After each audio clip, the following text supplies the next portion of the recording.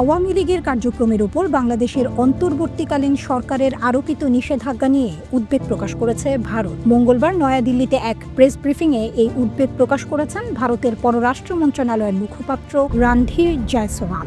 এই সময় বাংলাদেশের শিগগিরই অবাধ, সুষ্ঠু ও অন্তর্ভুক্তিমূলক নির্বাচন অনুষ্ঠানের আহ্বান জানান তিনি।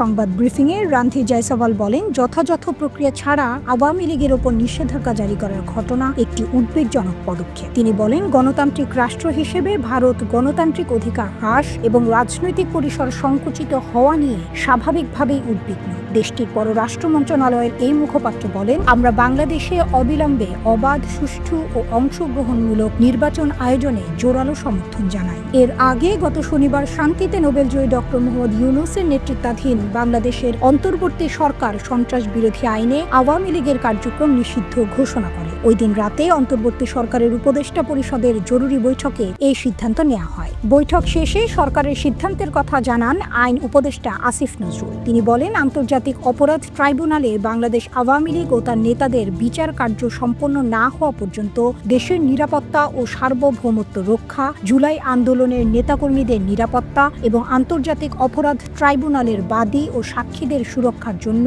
সন্ত্রাস বিরোধী আইনের অধীনে সাইবার স্পেস সহ আওয়ামী লীগের যাবতীয় কার্যক্রম নিষিদ্ধ করার সিদ্ধান্ত গ্রহণ করা হয়েছে। পরে সোমবার বিকেলের দিকে বিচার শেষ না হওয়া পর্যন্ত আওয়ামী লীগ এবং এর সব অঙ্গ সংগঠন, সহযোগী সংগঠন ও ভ্রাতৃপ্রতিম সংগঠনের যাবতীয় কার্যক্রম নিষিদ্ধ করে প্রজ্ঞাপন জারি করে স্বরাষ্ট্র মন্ত্রণালয়ের জননিরাপত্তা বিভাগ।